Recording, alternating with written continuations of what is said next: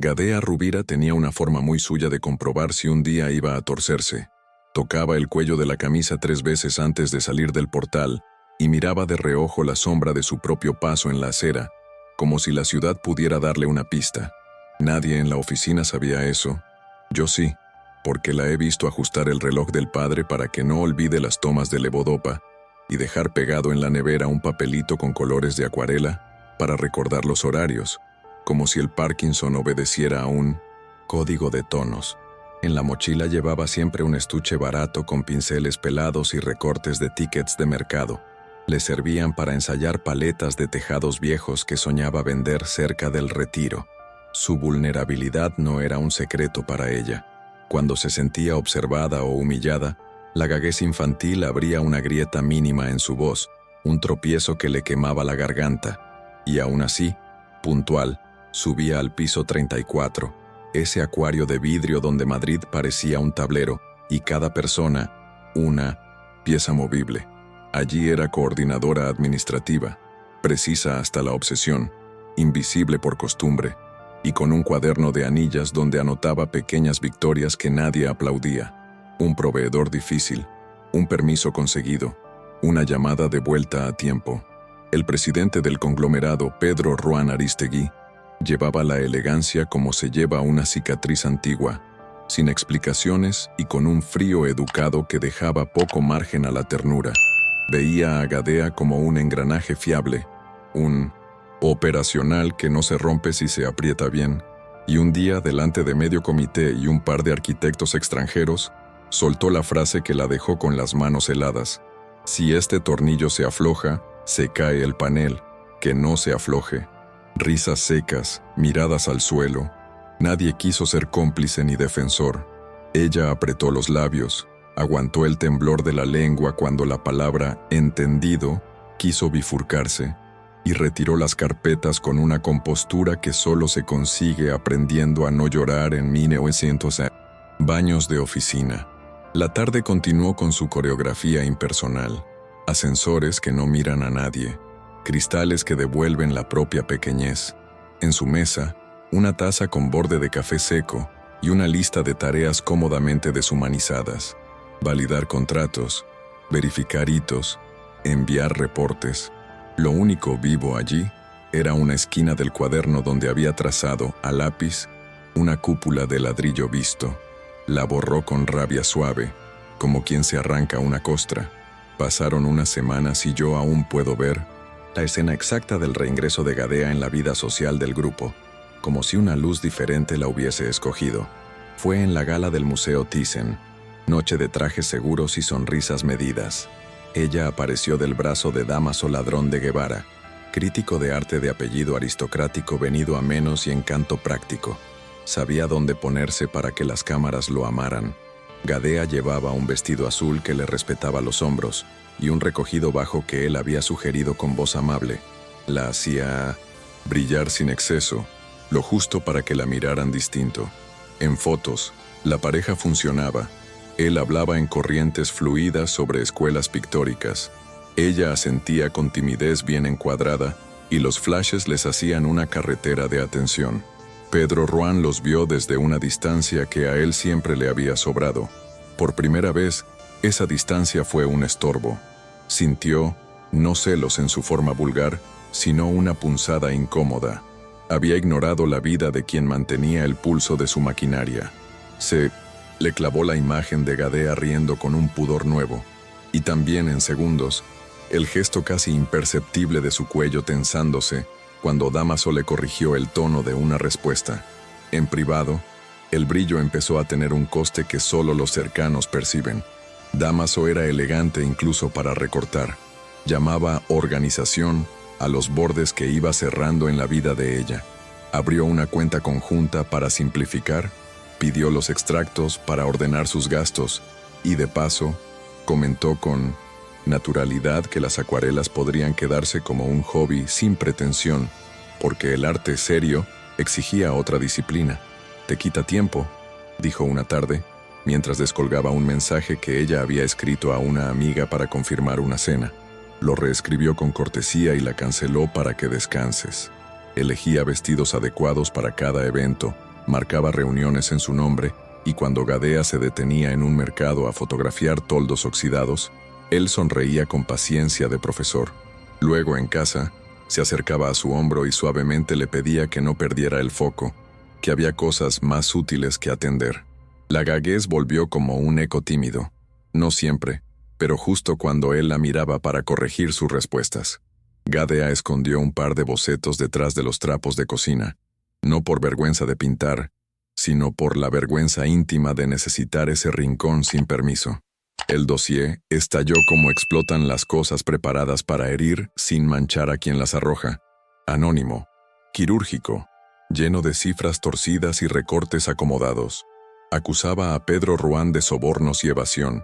Las acciones cayeron, se frenaron obras, y el aire en la torre de vidrio olía a papel mojado en nervios. Gadea no tardó en reconocer el trazo. Nombres de periodistas con los que Dámaso se codeaba, facturas camufladas en los gastos de la fiesta de compromiso, frases que ella misma había oído repetir a él, pero ahora impresas como hallazgos. No fue valentía repentina, fue una mezcla de miedo y una ira tranquila que a veces es más exacta que la heroica. Reunió pruebas, ordenó audios, marcó transferencias con post-its fluorescentes y copió todo en una memoria pequeña que temblaba en su mano. Subió al ático de Pedro Ruán una noche sin gala, con zapatillas y el corazón apretado. Él abrió con la desconfianza aprendida de quien solo espera problemas a esa hora. Gadea tragó saliva, notó la vieja grieta en la voz, y sin adornos, propuso luchar juntos. Yo sé quién le está rompiendo las costuras. Él, que siempre había visto funciones, la miró por primera vez como a una persona que podía cambiarle el rumbo. Antes de continuar, hagamos una pausa breve. Si esta historia ya te movió algo por dentro, cuéntanos en los comentarios qué momento te hizo apretar los dientes o te recordó a algo que viviste y por qué. Tu experiencia importa y puede ayudar a otros a mirar sus propias relaciones con más claridad. Suscríbete al canal y activa las notificaciones para no perderte los próximos capítulos y contenidos que transforman. Aquí cuidamos las historias con respeto y profundidad. Quédate hasta el final, porque el desenlace de Gadea y Pedro Ruán no es el que imaginas. Hay decisiones que cambian para siempre a quienes las toman y a quienes las presencian. El ático no tenía cuadros, solo maquetas y planos en una mesa larga, como si Pedro Ruán necesitara recordar que la ciudad podía ordenarse con escuadra y pulso. Olía a madera encerada y a café viejo, una mezcla de trabajo que no duerme. La recibió con una distancia limpia, casi de hospital, pero cuando ella dejó la memoria USB sobre el mármol, la atmósfera cambió. Ya no era una empleada trayendo un problema, era alguien que había visto demasiado para seguir callada. Pedro pasó archivos con precisión de cirujano, nombres, fechas, transferencias con descripciones ambiguas, facturas clavadas a celebraciones privadas. La tensión le marcaba el cuello, y por primera vez, aceptó no saber. Gadea habló con frases cortas, respirando antes de cada tramo para que la voz no tropezara. No se trataba de salvar a un imperio, sino de recuperar su propia línea de verdad. Ella fijó condiciones con un pudor valiente. Nada de enterrarla detrás de abogados, nada de usarla como escudo anónimo. Si iban a desmontar la mentira, lo harían mirándola de frente. Él escuchó de pie, apoyado en el respaldo de una silla, y la seriedad le aflojó el gesto como si la gravedad se hubiera sentado entre ambos.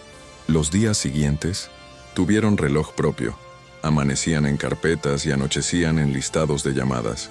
Gadea llegaba después de hacer el desayuno de su padre, dejarle el vaso de agua templada y el medicamento alineado con un vaso de yogur reciclado, porque así él recordaba mejor dónde estaba cada cosa. En el trayecto al piso 34, miraba los toldos de los mercados con la mirada de quien los pintaría si el mundo se quedara quieto un minuto. En la oficina, Pedro Ruán abrió una grieta en su rutina de mando. La dejó sentarse en su mesa grande para que la pantalla no le impusiera distancia, y le pidió que contara la historia como si él no supiera leer números. Al repasarla, ella se oía a sí misma, como un comentario condescendiente había sido la primera pieza, Cómo Dámaso había ido moldeando agendas, amistades, ropa, hasta convertir su vida en un itinerario aprobado. Reconstruyeron movimientos de dinero, trazaron el mapa de llamadas, localizaron el origen del dossier. No había heroísmo, había método y cansancio. A ratos Pedro la miraba de reojo cuando ella hacía una pausa más larga de lo normal. No interrumpía, esperaba a que la respiración le abriera la siguiente frase, como si estuviera aprendiendo un idioma que hasta entonces despreciaba, el de la paciencia con los otros. Los abogados querían sellar la grieta con comunicados asépticos, diagramas que limpian sin mostrar la herida. Era su oficio. Pedro los dejó hablar, tomó notas, y luego, para sorpresa de quienes lo habían visto mandar sin matices, derivó la decisión a la mujer que hasta hace poco era un operacional. Gadea pidió un espacio público, con pruebas proyectadas y tiempo para contar el hilo humano del daño. Cómo una campaña de difamación no solo derriba cifras, también arrasa la autoestima de quienes la sostienen desde abajo. El salón de cristal del Palacio de Cibeles era perfecto por contraste, brillo que desnuda. Ensayaron al anochecer en una sala vacía, con un proyector prestado. Ella descubrió que podía domarla. Traba si tomaba aire 4 tiempos y soltaba en 8, mirando un punto fijo más allá del público. Pedro probaba los cables como si fueran vigas. Cada vez que la voz se le quebraba, no corregía, solo le acercaba un vaso de agua y marcaba en el guión donde el silencio podía ser un argumento. Ensayaron también qué hacer si el miedo hacía nudo. Ella llevaría un pequeño reloj del padre en el bolsillo, como amarra para el pulso. Al mismo tiempo, Dámaso se movía con la suavidad de quien ha aprendido a parecer razonable. Mensajes a horas impares, halagos empapados de crítica, invitaciones a hablar en privado para evitar malentendidos públicos. Gadea leyó entre líneas la coreografía de siempre. Primero el elogio, luego el descrédito técnico, después la oferta de protección. No respondió. Guardó cada intento y lo añadió al archivo de contexto, no como prueba penal, sino como mapa de un modo de operar. Pedro quiso blindarla con un muro de comunicaciones y escoltas discretos. Ella aceptó lo mínimo necesario, pero pidió que no la encapsularan en la burbuja de las figurantes. Si había aprendido algo en semanas de desarme, era que el miedo crece cuando no se le pone nombre. Acordaron entonces que ella llevaría la voz principal. Él abriría el acto asumiendo una falta distinta, la de no ver personas, solo funciones, y luego la palabra pasaría a quien había sido reducida a engranaje. La decisión incomodó a varios. Era más fácil rescatarla que reconocerla, pero el plan ya tenía un latido que no admitía anestesias. La mañana del salón de cristal empezó antes de la luz, cables como serpientes domadas, técnicos moviendo estructuras con un cuidado que parecía coreografía, olor a cera y metal tibio. Gadea recorrió el espacio contando pasos, como si midiera un lienzo demasiado grande. Se detuvo frente a la pantalla donde aparecerían los audios, las transferencias, los mensajes editados. No era una venganza, se repetía. Era una defensa de su realidad. Pedro llegó sin comitiva, con una carpeta fina y ese gesto de contención que siempre le había servido para negociar puertos y rascacielos. Hoy, lo usaba para sostener un temblor nuevo. Hablaron poco. No había frases motivadoras que no sonaran a mentira. Él ajustó la altura del micrófono para que su voz no la cubriera. Colocó una mesa lateral con agua. Apagó su teléfono. Ella tocó el reloj en el bolsillo. Sintió el peso exacto de la promesa que se debía a sí misma y se sentó en primera fila. Quería ver levantarse a la mujer que había estado practicando en la sala vacía. No esperaba aplausos. Esperaba justicia suficiente para volver a pintar sin esconderse. La sala se fue llenando con un murmullo de vasos y tacones que, escuchado de cerca, sonaba a prevención. Nadie quería quedar del lado equivocado de la historia. Ejecutivos con corbatas prudentes, periodistas con libretas ya tituladas en su cabeza, empleados curiosos que rara vez pisan esas alfombras. Las luces escalonadas del techo convertían el salón de cristal en una pecera solemne. Pedro Ruán caminó hacia el atril sin la escolta invisible que suele acompañar a los hombres que deciden presupuestos de ciudades. Respiró hondo. Apoyó las manos en el borde y habló con una claridad que desarmó a su propio equipo. No se defendió con tecnicismos, no pospuso, no delegó en un comunicado. Reconoció la ceguera aprendida de ver funciones donde había personas y de medir valor en entregables. Dijo que aquello había sido el mejor caldo para que alguien con cálculo encontrara huecos. No pidió perdón de catálogo. Apuntó la mirada a la primera fila donde Gadea apretaba el reloj en el bolsillo y anunció que la verdad, la operativa, la contaría la única que no había tenido voz. La invitó a subir con un gesto pequeño, de esos que pesan más que un contrato, y se apartó medio paso para que la cámara la encuadrara a ella. Gadea se puso de pie con el cuidado de quien sostiene algo frágil en el pecho. Contó 4 tiempos, soltó en 8. Ese fue su primer acto de defensa. Su voz salió baja, áspera por el miedo, pero navegable. No empezó con cifras. Empezó con un hecho aparentemente mínimo. La primera vez que un mensaje suyo a una amiga fue reescrito por eficiencia. Luego proyectó los pantallazos, horarios intervenidos, reuniones que parecían suyas y no lo eran, una plantilla de correos con su tono imitado. A continuación, las transferencias, montos modestos que, sumados, financiaban notas en columnas de cultura, gastos camuflados en la fiesta de compromiso, que pagaron ediciones oportunas de informaciones falsas. Señaló con un láser tembloroso nombres cruzados con la agenda de Pedro y explicó la estrategia: reducirla a engranaje para usarla de pasarela, fabricar un dossier con verdades desordenadas para que parecieran delitos, lanzar el golpe cuando el mercado estuviera nervioso. Hubo silencios incómodos y respiraciones retenidas.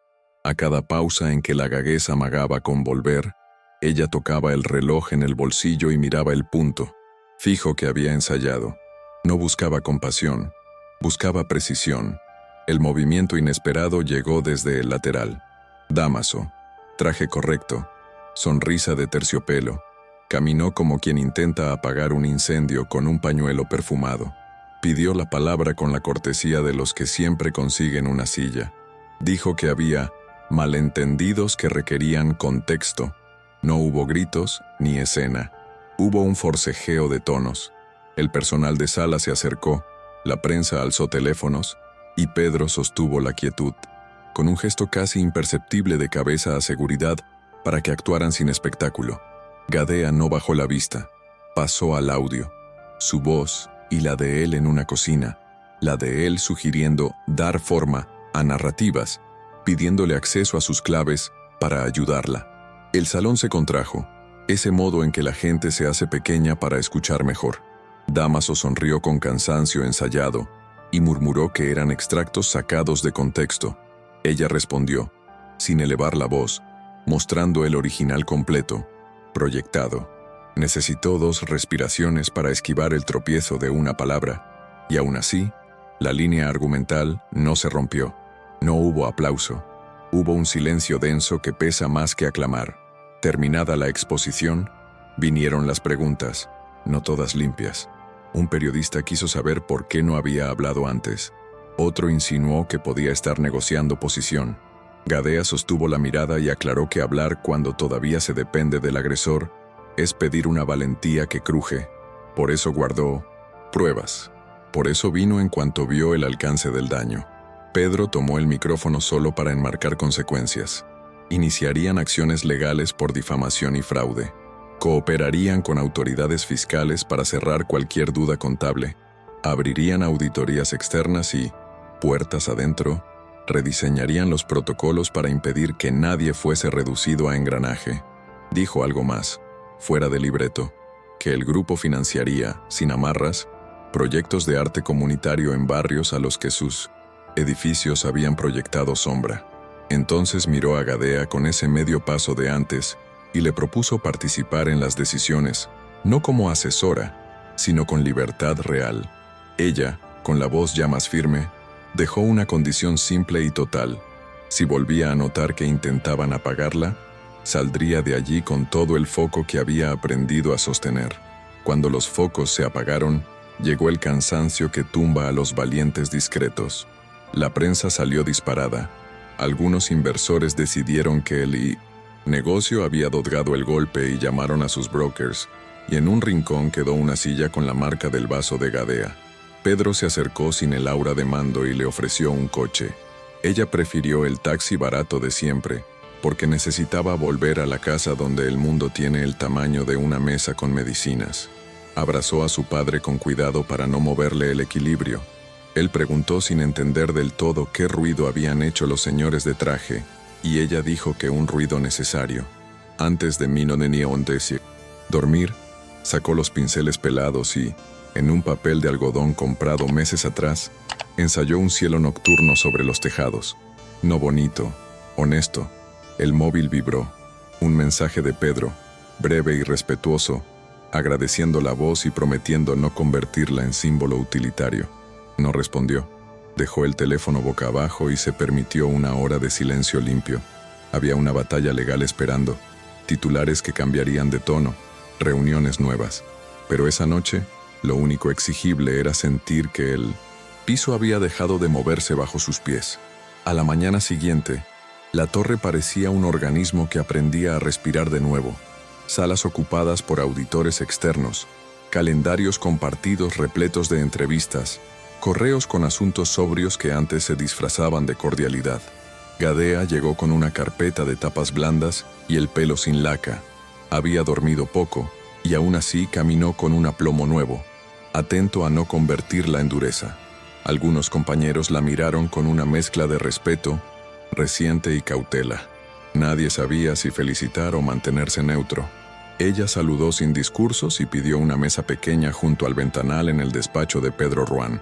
No quería instalarse en un trono improvisado, sino trabajar con la distancia justa. Recorrieron, uno por uno, los pasos para la fundación comunitaria, blindaje legal que garantizara autonomía, consejo mixto con vecinos y artistas, reglas claras de financiación que no convirtieran cada mural en propaganda. Pedro, menos glacial, escuchó con el cuerpo inclinado hacia adelante. Anotó literalmente su condición central: no apagarla. Cuando sonó el recordatorio del móvil para ir a la casa del padre, ella recogió sin pedir permiso extra. La vida no podía esperar a los comunicados. Atravesó la recepción como siempre, pero por primera vez nadie quiso recordarle que era operativa. La dejaron pasar como a alguien que sostiene parte del edificio. Esa tarde, Dámaso escribió con la formalidad de las citas culturales y la insistencia de los que no aceptan perder control, un café para aclarar matices. Eligió un bar con lámparas bajas en las letras, sabiendo que la penumbra favorece las versiones. Gadea llegó puntual, con una grabadora discreta en el bolso por si las palabras volvía a torcerse en su contra, no para exponerlo en redes, sino para no dudar de su propia memoria después. Él abrió con elogios calculados, esa vieja liturgia, lo mucho que había crecido su presencia, lo injusta que es la prensa, lo dañino, que resulta personalizar las tramas. Cuando propuso que retirara algunos énfasis de su exposición para preservar su imagen profesional, ella sintió el antiguo nudo en la garganta golpear la pared. Contó 4 tiempos, soltó en 8, y dijo que la imagen que quería preservar era la de su realidad. Él hizo un gesto cansado, murmuró algo sobre agradecer lo que te ordené y dejó caer la frase envenenada. Sin él, nadie la habría mirado. Gadea no se defendió con épicas. Pagó su café, guardó el recibo, costumbre de quien aprendió a documentar, y se fue. Afuera, el aire de Madrid tenía esa aspereza honesta de las tardes sin maquillaje. Días después, Pedro propuso visitar, sin cámaras, un centro cultural en Vallecas donde podría empezar el primer mural. Fue en coche modesto, sin chofer, por sugerencia de ella. Quería llegar como se llega a casa ajena. Los recibió una coordinadora con manos de pintura seca y ojos de logística. Les enseñó los talleres, los pasillos con eco, una pared agrietada por humedad que pedía colores a gritos. Gadea escuchó historias de vecinas que habían visto cambiar 3 veces el precio del alquiler y de chavales que hacían breakdance para no quedarse de piedra. Tomó notas rápidas sobre tonos y sombras de los toldos cercanos, pidió permiso para fotografiar los mercados, preguntó si el mural podía incluir los nombres de antiguos tenderos. Pedro observaba en silencio, un silencio poco habitual en él. Comprendía que el poder se ejercía, esta vez, renunciando a mandar. Cuando sugirieron bautizar el programa con su apellido, Gadea negó con suavidad. Mejor un nombre de barrio, algo que no necesitara mecenazgos visibles. Él aceptó sin gesto, como quien entiende que ceder allí era abrir un pasillo donde también él podía hacerse persona y no función. Salieron con un acuerdo claro. El proyecto empezaría la semana siguiente con reuniones abiertas y un boceto que ella llevaría en papel barato, el de siempre. La resistencia más dura vino del en consejo interno del conglomerado. Varios directivos, antiguos en la casa, querían protocolo, fotos, discurso de responsabilidad social y un comité que aprobara cada color. La reunión fue tensa, larga, con excelencias, sintiendo que perdían una herramienta de reputación. Gadea expuso sin dramatismo lo que había aprendido, que convertir la fundación en un escaparate era repetir la misma estructura que permitió el dossier, usar personas como piezas. Propuso un estatuto breve, independencia, programática, auditorías públicas, participación vecinal con voto real y un límite de presencia corporativa en el espacio físico.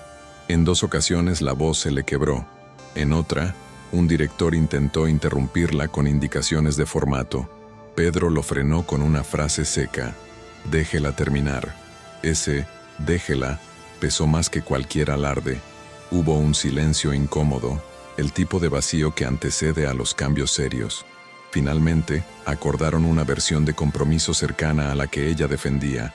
El apellido de Pedro no estaría en los murales, solo en la contabilidad. Al cerrar la carpeta, Gadea no sonrió.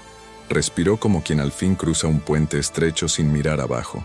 Aquella noche, ya en casa, preparó la medicación del padre y calentó una sopa espesa que hacía rendir la nevera. Entre sorbo y sorbo, le enseñó el papel de algodón con un primer estudio, tejados de zinc, antenas viejas, el perfil de una mujer colgando ropa al sol. El padre, con la voz intermitente, dijo que le gustaba. Ese azul que parece que piensa. Guardó los pinceles y antes de acostarse revisó el correo. El abogado había enviado las primeras citaciones para testificar. La Fiscalía Económica pedía materiales del dossier para cruzarlos con transferencias. Había vértigo, sí, y una punzada de tristeza que no se calma con victorias. Perder a alguien que dijo quererla.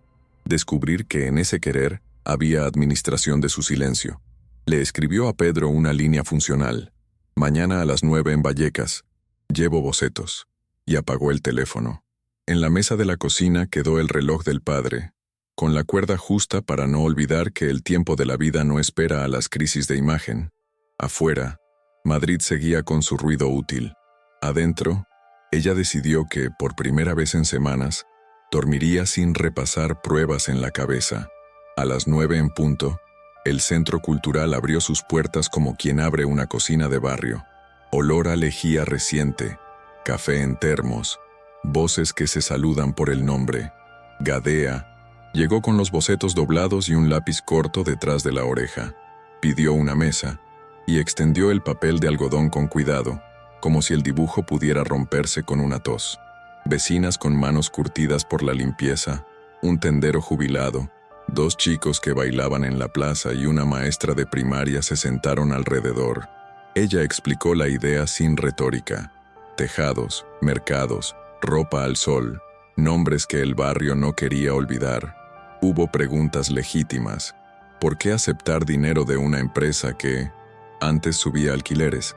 ¿Cómo garantizar que el mural no fuera propaganda? Gadea sostuvo las miradas, contó 4 tiempos y soltó en 8 cada respuesta. Independencia por estatuto, auditorías públicas, comité vecinal con voto real. Pedro Ruán, detrás, escuchó sin imponerse. Solo intervino para decir que el apellido no estaría en ninguna pared. Un señor de gorra, desconfiado, asintió apenas cuando supo que el diseño final se validaría allí mismo, en una segunda reunión abierta. Sobre la mesa, los lápices empezaron a pasar de mano en mano, y el boceto dejó de ser solo de ella para convertirse en una hoja vivida por muchos. El primer día de pared tuvo rugosidad de obra y paciencia de costura. Montaron andamios prestados por un vecino, rasparon la humedad, dieron imprimación con rodillos prestados que goteaban más de lo debido. Gadea, con guantes finos y un gorro viejo, trazó las líneas guía como quien devuelve el pulso a algo que respiraba mal. Un niño se acercó a preguntarle por qué pintaba antenas feas. Ella sonrió y le dijo que las cosas feas también cuentan historias.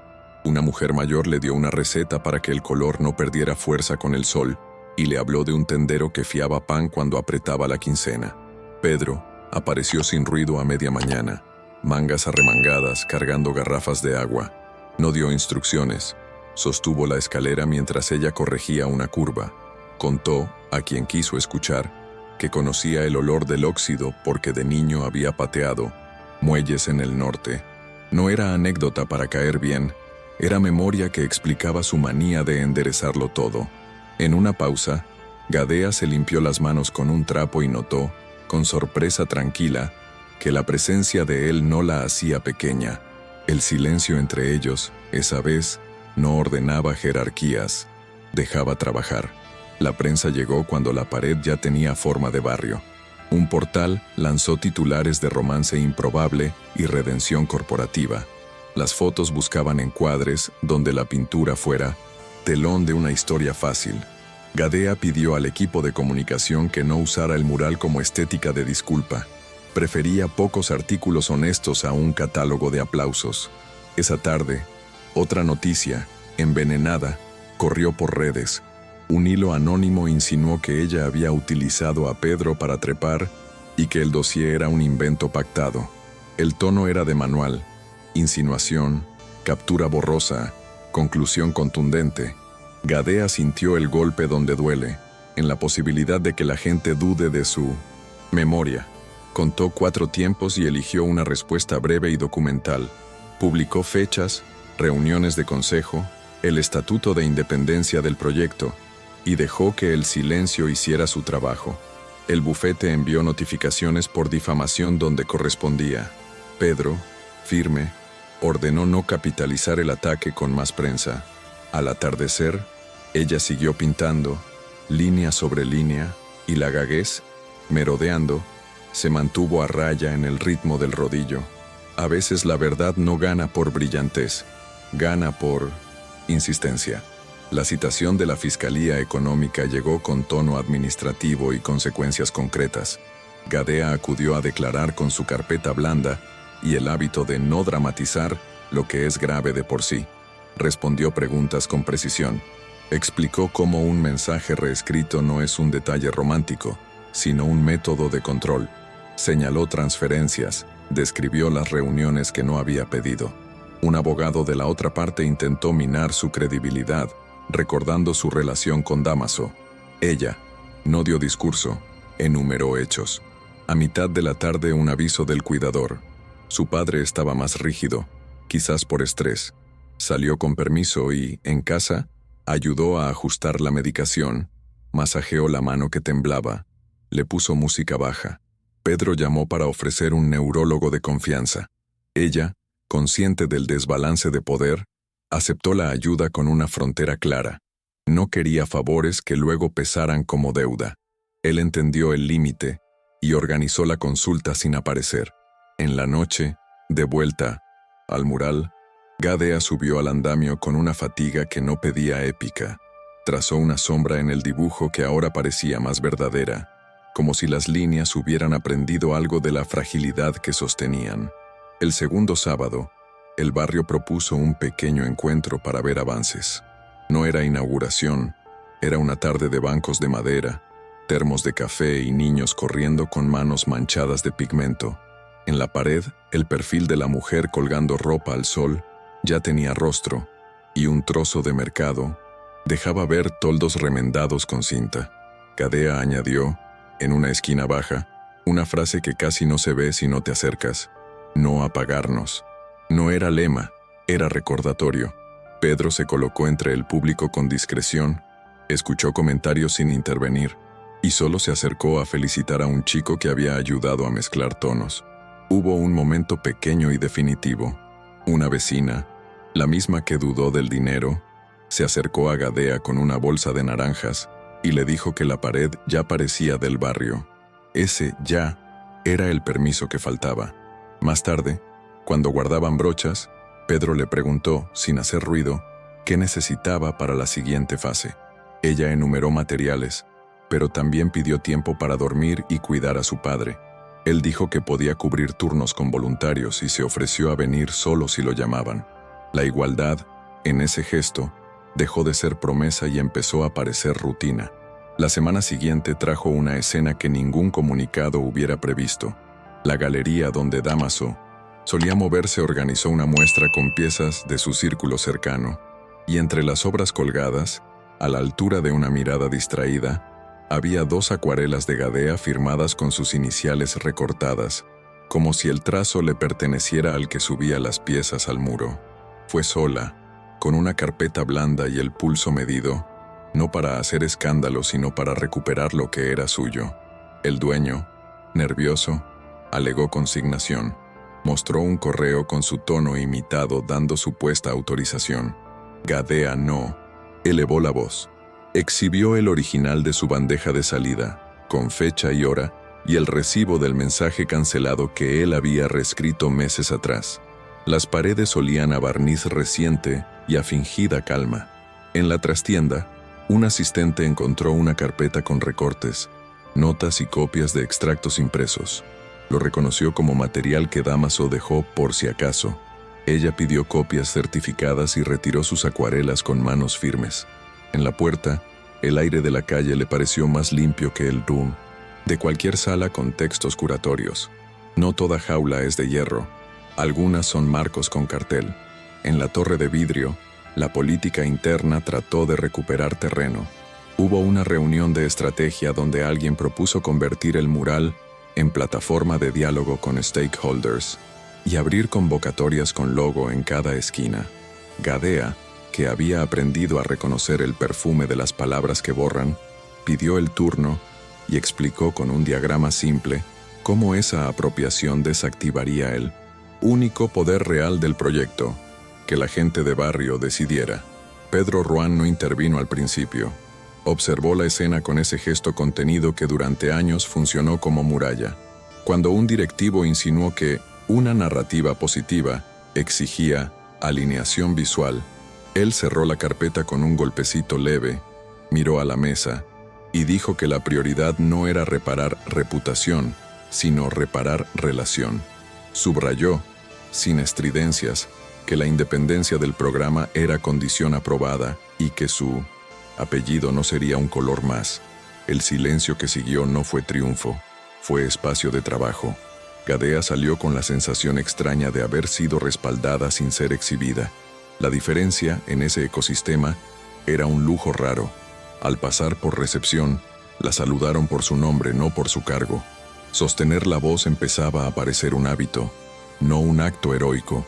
La vida, ajena a agendas y titulares, tiró de otra cuerda esa noche. El padre de Gadea tuvo una rigidez súbita que lo dejó sin equilibrio y con una tristeza que no sabía explicar. La ambulancia olía a plástico limpio y a cansancio de turno largo. En urgencias, luces frías, pasos veloces, una máquina que pitaba con paciencia. Gadea ajustó la manta y le habló bajito mientras la enfermera hacía preguntas de protocolo. Pedro apareció sin ruido, con una bolsa donde había metido agua, un cargador y un cuaderno. Se quedó en la sala de espera, lejos, lo bastante cerca para ser útil si lo llamaban. No tocó nada que no se le pidiera. Aprendió a medir su ayuda como se mide una dosis. Cuando por fin salió el médico, habló de ajustes, de fisioterapia, de paciencia sostenida. En la máquina de café, Gadea dejó que la espalda descansara contra la pared y admitió, por primera vez en días, que tenía miedo de no alcanzar para todo. Pedro no prometió imposibles. Ofreció organizar turnos con cuidadores recomendados y asumir él las reuniones duras de la semana. Ella aceptó con una línea clara, sin invadir casa ni decisiones. La noche fue larga y silenciosa. El mundo, reducido al bip constante y al olor de desinfectante, se volvió una cosa manejable a base de respiración. Al día siguiente, una llamada del fiscal abrió un pliegue moral. La defensa de Dámaso tanteaba un arreglo que incluía retractaciones públicas, reparación económica y renuncia a perseguir ciertos cargos, si Gadea evitaba una ampliación de denuncia por coacciones. Era la tentación del atajo con la promesa de descanso. Ella escuchó la oferta con la calma de Minnonesem, quien ya no quiere ganar de cualquier manera. Preguntó qué significaba en la práctica, para el relato público y para otras mujeres que podrían haber pasado por guiones parecidos. Colgó y se sentó a la mesa con el reloj del padre en la mano. Recordó la frase venenosa de él: «Sin mí, nadie te habría mirado», y le devolvió su peso real, ese que convierte la confianza rota en arma. Llamó al fiscal y rechazó el acuerdo. Prefería un proceso largo y visible a una paz recortada a medida. No buscaba humillar, buscaba que quedara escrito cómo funcionan esas pequeñas expropiaciones de vida cotidiana que, sumadas, destruyen una voz. Pedro recibió la noticia con un «lo sostendremos», sin épica, y ordenó a su equipo preparar comunicaciones que no convirtieran la decisión en espectáculo. El cansancio, ese día, tuvo sabor a respeto propio. Regresó al barrio con las manos manchadas de imprimación y la cabeza pesada. La pared ya mostraba sombras de tenderetes y balcones con ropa, y en una esquina había aparecido, por propuesta de una vecina, una radio antigua como símbolo de noticias que no mienten. El cielo avisó lluvia y, sin embargo, nadie quiso guardar las brochas. Trabajaron bajo un chirimiri persistente que dejaba la piel pegajosa y hacía resbalar la escalera. Pedro sostuvo el andamio y cayó cuando algún fotógrafo buscó la imagen fácil. Gadea marcó trazos más gruesos para que el agua no se llevara lo esencial. Al terminar, con las manos entumidas y la ropa húmeda, ella se quedó mirando el conjunto. Ya no era solo dibujo, era memoria compartida. Él se acercó con el tipo de pregunta que abre, no que ordena. ¿Qué necesitaba para sostener ese trabajo sin quebrarse por dentro? Gadea no habló de dinero, habló de tiempo, de cuidados, de no ser convertida en símbolo útil, de un compromiso que no tuviera fecha de caducidad cuando los titulares se apagaran. Pedro asintió sin prometer luces ni fuegos. Solo dijo que quería aprender a acompañar sin ocupar, en el andamio, mojado y áspero. Esa frase tuvo más peso que cualquier contrato. La última semana de pintura llegó con el ritmo acelerado que obliga a mirar el horizonte con el pulso en la respiración. Cada brochazo era una decisión que no podía aplazarse. Cada color, un compromiso con la comunidad que observaba. Las vecinas aportaban más detalles. Una flor aquí, un techo más desgastado allá, una sombra en la esquina de la casa que contara la historia del barrio. Gadea comenzaba a sentirse parte de esos relatos. Pedro, cada vez más distante de los muros de vidrio, visitaba cada tarde, no para supervisar, sino para escuchar los detalles que solo Gadea notaba. Entre ellos, un acuerdo tácito había surgido. Él, con su dinero y su influencia, no interferiría en las decisiones artísticas, pero en su silencio había algo más profundo. Ella lo aceptaba sin sentir que le debía nada, porque comprendió que la transformación no venía de los títulos ni de las grandes reuniones, sino de la posibilidad de ser vista y escuchada por lo que realmente era. En cada encuentro, había aprendido a no esperar favores, a esperar solo igualdad. Cuando las últimas pinceladas se dieron, el mural era algo más que arte. Era un retrato del vecindario que luchaba por sostener su identidad ante el crecimiento desmedido. Pedro, quien no solía halagar a menudo, no pudo evitar acercarse cuando el trabajo estuvo casi listo, y con un gesto tímido, comentó que las sombras en la esquina daban la sensación de que alguien lo estaba mirando. Gadea lo miró, no con la mirada que podía haber tenido años atrás, cuando él la observaba desde su altura intocable, sino con la mirada de quien ha aprendido a desafiar a quienes la han subestimado. No hubo grandes palabras, solo un gesto pequeño, un agradecimiento mutuo en silencio, como si ese mural les hubiera dado la oportunidad de transformarse también a ellos. Las noticias sobre la inauguración circulaban lentamente, pero esa vez el evento no era suyo. Gadea no esperaba que la adularan, no buscaba titulares. Lo que buscaba era estar presente en la realidad de su propio trabajo, sin la necesidad de etiquetas ni explicaciones. La noticia más importante no llegó esa noche, ni en el día siguiente, cuando las redes sociales recogieron el testimonio de algunos vecinos sobre cómo un muro había dejado de ser solo piedra para convertirse en un símbolo de resistencia. Lo más importante llegó días después, en el silencio de un parque cercano, donde Gadea, sentada en una banca, observaba a un grupo de niños jugar cerca de la pared. Un niño de unos 7 años se acercó a ella y, mirando la pintura, preguntó si ella había sido la que había hecho esos dibujos. Gadea sonrió y asintió con un simple sí. El niño, sin más, le dio un dibujo suyo de colores brillantes, una casa con un sol grande, como si no hubiera espacio para las sombras. Ella lo tomó con la misma seriedad con la que había pintado cada trazo, porque sabía que ese gesto no era solo un cumplido infantil, sino el reconocimiento de una conexión profunda que solo las personas que transforman algo por fuera también logran transformar por dentro. Pedro, desde lejos, la observaba con discreción. En su mirada no había orgullo personal, sino un entendimiento silencioso de lo que realmente importaba. En los días siguientes, Gadea comenzó a recibir mensajes de personas que, al igual que el niño, se sintieron tocadas por la pintura. Un mercado de la zona le pidió que les diera una charla sobre la relación entre arte y comunidad, y una pequeña librería de barrio la invitó a exponer sus acuarelas, esta vez sin la sombra de nadie sobre ellas. Pedro, aunque nunca fue un hombre de contacto directo con las masas, comenzó a sentir que ese mural había ganado un lugar en la ciudad que no podía ser deshecho tan fácilmente. No era solo la pintura lo que quedaba, sino la presencia de un trabajo hecho desde el corazón, sin expectativas. La fundación que Gadea dirigía empezó a crecer de forma independiente, sin necesidad de ser una extensión de la empresa, sino como un espacio legítimo para el arte en zonas olvidadas. Gadea, ahora en su nueva postura, dejó de ser solo una operativa, se había convertido en la pieza que, con su visión, había logrado que todo el sistema funcionara de manera diferente. En ese pequeño cambio, Pedro entendió que los proyectos más importantes no se construyen desde el control, sino desde la escucha. En una reunión posterior, cuando Gadea presentó nuevos proyectos para la fundación, Pedro la observó como quien se encuentra con una versión más completa de alguien que había aprendido a hablar desde su propia verdad. El equipo, ahora más diverso, aceptó sus propuestas sin los resquemores del pasado. La diferencia era palpable. Ya no había una Gadea que buscaba aprobación. Había una Gadea que se hacía escuchar por lo que aportaba, por su visión, por su capacidad de crear puentes en lugares donde no los había.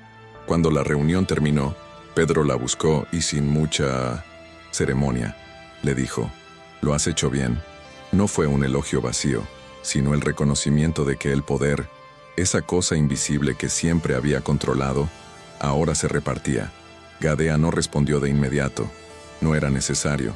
Sabía que, a veces, el mejor aplauso es el que no se busca, sino el que llega cuando uno ya ha hecho su trabajo sin esperar nada a cambio. Mientras Pedro se retiraba, ella continuaba escribiendo nuevas ideas en su libreta, con el mismo lápiz que había usado para dibujar los tejados del barrio. Nadie la apagaba, nadie lo haría. Con el tiempo, los murmullos sobre la fundación de Gadea se transformaron en algo más que simples rumores. Cada vez más personas acudían al espacio de arte, y los proyectos que ella impulsaba ganaban terreno en la ciudad. El mural, aquel que parecía una declaración personal, comenzó a ser considerado un hito de renovación cultural. La prensa no tardó en dar cobertura, pero la diferencia era que ahora ya no se trataba de Gadea como una pieza más en la maquinaria, sino como la creadora de una narrativa propia que fluía desde la comunidad hacia el centro. Pedro, que había entendido tarde que el poder no reside en la imposición, sino en el respeto, empezó a alejarse de los titulares, permitiendo que Gadea tomara su propio espacio. Sin embargo, el camino no fue fácil. Hubo obstáculos, algunas críticas y fuerzas que intentaron deslegitimar su trabajo, pero cada vez que se sentaba a hablar con los miembros del barrio, sentía que el trabajo valía la pena. La comunidad le devolvía a Gadea lo que la sociedad del poder le había arrebatado: la voz, la dignidad, la capacidad de crear sin ser observada. Un día, mientras Gadea pasaba por uno de los mercados que había pintado en su mural, vio a la misma mujer que un año antes le había recomendado pintar las flores más luminiscentes. Esta vez, la mujer no la miró desde la distancia de la duda, sino con una sonrisa franca y un gesto amistoso. «El mural es nuestro», dijo, mientras señalaba los colores que en algún rincón del barrio aún parecían vibrar.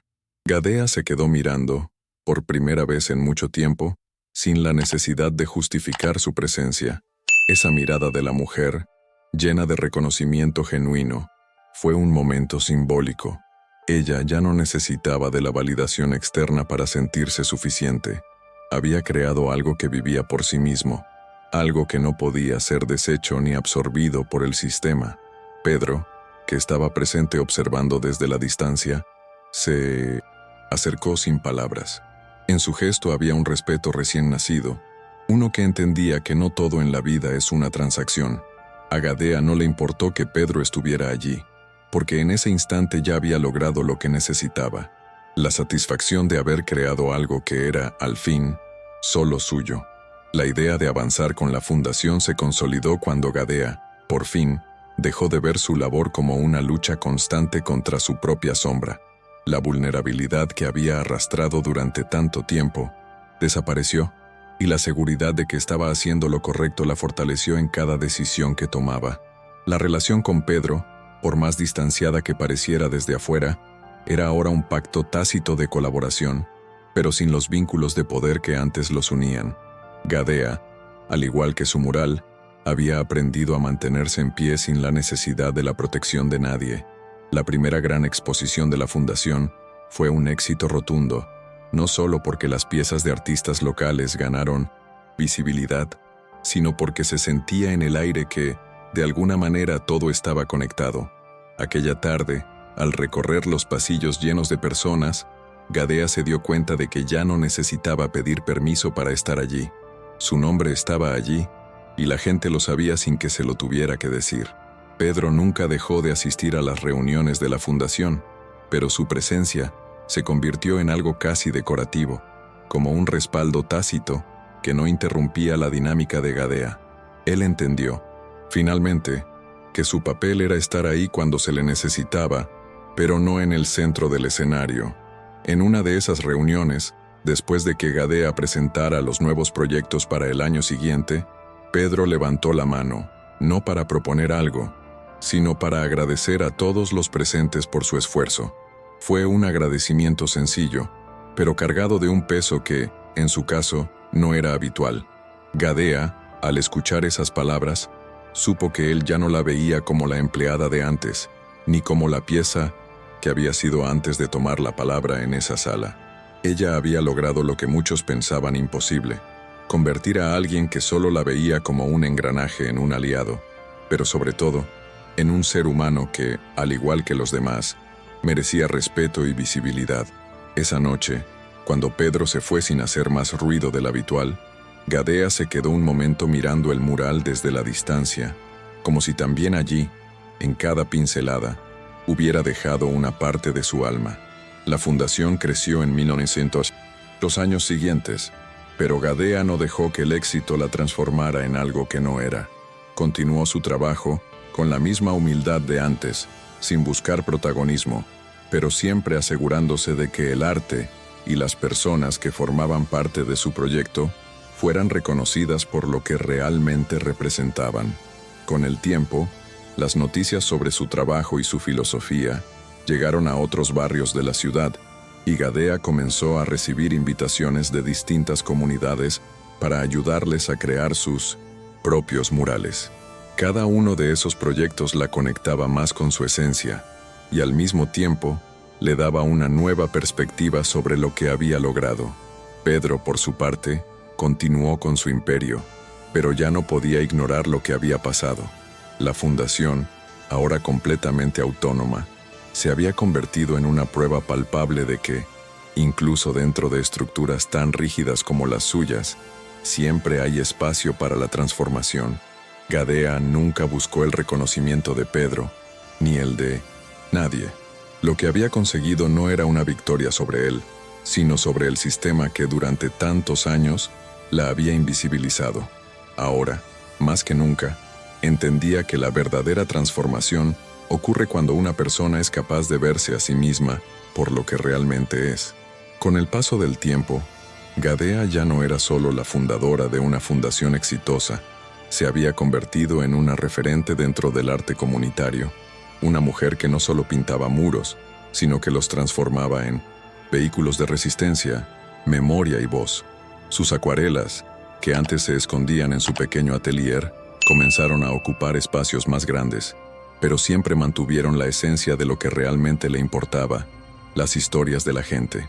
Las exposiciones ya no solo la mostraban a ella como una artista reconocida, sino como una facilitadora de cambios reales.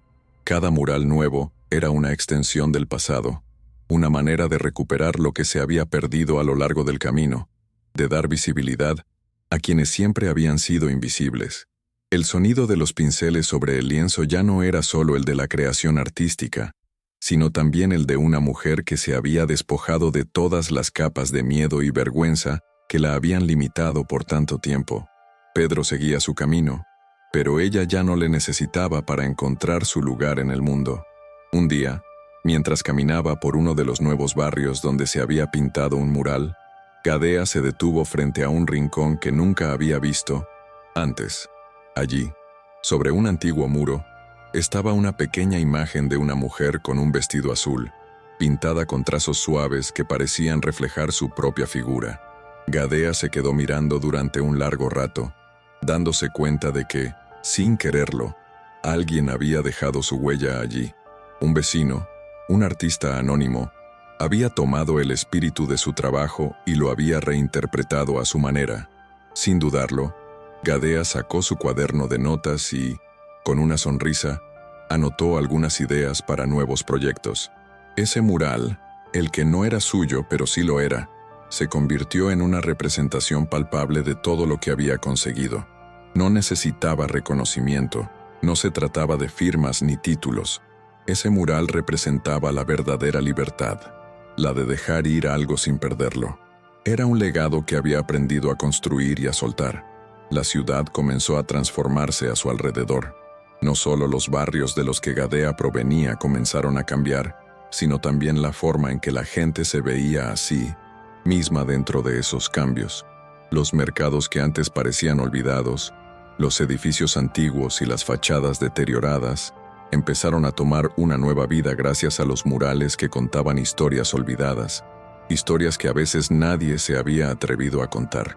Gadea empezó a recibir visitas de jóvenes artistas de otras ciudades que querían saber cómo había logrado que su arte tuviera ese poder tan directo sobre las personas. Les contaba siempre lo mismo: el arte no puede existir sin un propósito más allá de la estética, debe ser una herramienta de transformación. La idea de que su arte, sin dejar de ser hermoso, podía generar cambios profundos y permanentes en las personas, la motivaba más que cualquier éxito comercial. Sabía que estaba construyendo algo que iría mucho más allá de lo que podría ver en su vida. Un mes después de la última inauguración de un mural, Gadea recibió una llamada que la tomó por sorpresa. Un museo de arte contemporáneo había decidido adquirir una de sus acuarelas para su colección permanente. La noticia, lejos de llenarla de euforia, la dejó pensativa. Había llegado a un punto donde el éxito ya no la sorprendía, sino que le recordaba que la vida no se mide por el número de logros alcanzados, sino por la capacidad de mantenerse fiel a uno mismo mientras se alcanzan esos logros. En la rueda de prensa que siguió, Gadea fue presentada con entusiasmo por su trabajo y la importancia de su enfoque artístico. Ella, sin embargo, prefirió hablar poco de su obra y mucho de los procesos que había vivido para llegar hasta ahí. Habló de la dificultad de ser mujer en un mundo que tiende a reducirnos, de la importancia de visibilizar las voces de quienes son ignorados, de cómo el arte se convierte en una voz colectiva que no pertenece solo al creador, sino a todos los que se sienten representados por él. Después de esa rueda de prensa, Gadea volvió a su estudio, un espacio modesto, sin adornos innecesarios, solo con sus acuarelas, pinceles y el cuaderno lleno de sueños y proyectos aún por realizar. Se sentó frente a su mesa, mirando a través de la ventana el cielo de Madrid, que se estiraba en tonos de naranja al atardecer. En ese momento, se dio cuenta de algo que había sabido todo el tiempo, pero que ahora era tan claro como el aire que respiraba. Ya no necesitaba demostrar nada a nadie. Había ganado algo mucho más valioso que los títulos y los aplausos: la certeza de que su voz, esa que había aprendido a sostener con el tiempo, ahora estaba firmemente anclada en el mundo, como parte del paisaje, como un mural más en la ciudad. Ya no se trataba de lo que otros pensaran de ella, sino de lo que ella había hecho por sí misma, y de cómo su arte había dejado una huella que permanecería mucho después de que se apagara el último foco de atención. El tiempo siguió su curso, y con él, el nombre de Gadea Rubira comenzó a resonar más allá de Madrid. Los murales que ella había pintado y aquellos que inspiró en otros lugares se multiplicaron por ciudades vecinas y pequeñas aldeas que nunca imaginaron que el arte pudiera llegar hasta ellos. Su fundación se expandió, y ella nunca dejó de visitar los barrios más alejados, donde los problemas sociales se cruzaban con la falta de visibilidad. No era solo una cuestión de arte, era una cuestión de justicia. En su día a día, Gadea siguió dibujando, pero ahora sus acuarelas ya no eran solo para los mercados y tejados. Comenzaron a ser también para los niños de escuelas públicas, para los ancianos que querían recordar las calles que habían perdido, para las madres que luchaban por recuperar sus derechos. El arte había dejado de ser un pasatiempo para convertirse en una herramienta tangible de cambio. Y, en cada uno de esos momentos, Gadea encontraba la misma satisfacción que el primer día, cuando pintó su primer mural sin saber que esa decisión marcaría el rumbo de su vida.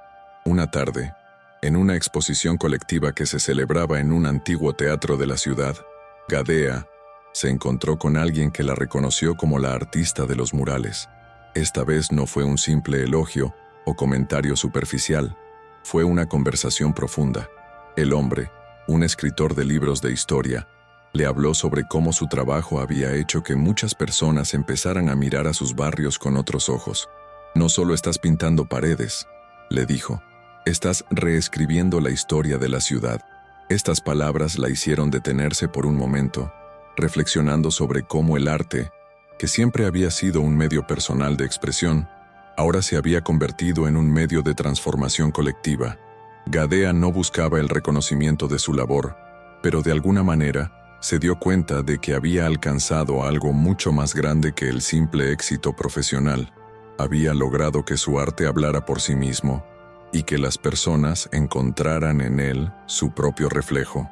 Pedro, al ver la expansión de la fundación y la popularidad creciente de Gadea, comenzó a cuestionarse a sí mismo. En un par de ocasiones, lo había observado desde la distancia, con la sensación de que la mujer que había conocido ya no era la misma. No podía dejar de pensar en todo lo que había cambiado, en cómo ella había dejado de ser la pieza que él había subestimado para convertirse en una fuerza que por sí misma movía montañas. En una cena privada, casi al final de la noche, Pedro se inclinó hacia Gadea y, sin esperar respuesta, dijo con sinceridad: «Me equivoqué al no verte antes». Gadea, al que no sin escuchar sus palabras, no se sintió sorprendida ni satisfecha. Más bien se dio cuenta de que había alcanzado un nivel de madurez en el que ya no necesitaba pruebas de nada. Lo que había logrado no dependía de la validación de nadie, ni siquiera de la de Pedro, quien ya era consciente de que su tiempo había pasado. Ella era la dueña de su propio destino, y ese reconocimiento era más que suficiente. Los años siguientes, Gadea vivió con una paz que no había conocido en el pasado. Los proyectos seguían llegando, las colaboraciones aumentaban, pero ya no había esa necesidad frenética de avanzar, de ganar el siguiente logro. Ahora, cada nuevo mural que pintaba se sentía más como un acto de agradecimiento que de conquista. La fundación continuó funcionando como un motor que impulsaba a la comunidad, Pero ella ya no se veía como la única fuente de ese impulso. Al contrario, comenzó a darle más espacio a las nuevas voces, a los artistas jóvenes, a aquellos que solo necesitaban un pequeño empujón para creer en su propio potencial. Gadea entendió que su misión ya no era solo pintar muros, sino construir espacios donde otras personas pudieran expresarse, sin barreras, sin miedos. En su propia evolución, encontró la belleza de soltar, de permitir que otros tomaran las riendas y continuaran lo que ella había comenzado. Con cada paso hacia atrás, hacía crecer algo más grande que ella misma. El último mural que Gadea pintó, unos años antes de retirarse completamente de la vida pública, no fue el más grande ni el más ambicioso. Fue en un pequeño pueblo costero, donde el horizonte se mezclaba con el mar y las olas arrastraban la arena. Allí, en una pared sencilla, pintó a un niño con los ojos cerrados, abrazando un faro. No era un faro real, sino uno imaginado, un símbolo de esperanza y guía para todos aquellos que se sentían perdidos. Cuando terminó, se alejó unos pasos para observar la imagen, y por primera vez en mucho tiempo, se permitió sonreír, como quien sabe que su trabajo está completo. Ya no necesitaba nada más. Había encontrado la paz en su propio proceso, y su legado, en esa pared, hablaría por sí mismo. El mural, como todo lo que había creado, no pedía reconocimiento, solo comprensión.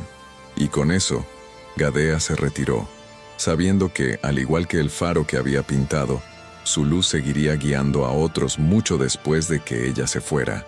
Si esta historia te tocó el corazón, no olvides suscribirte al canal y activar las notificaciones para que no te pierdas ninguna de nuestras próximas historias emocionantes. Dale un like si te ha inspirado y deja tu comentario contándonos qué te ha parecido. Y si quieres seguir explorando relatos que te harán reflexionar, echa un vistazo a las historias que aparecerán en la izquierda de la pantalla. Te esperamos para seguir compartiendo más relatos que transforman.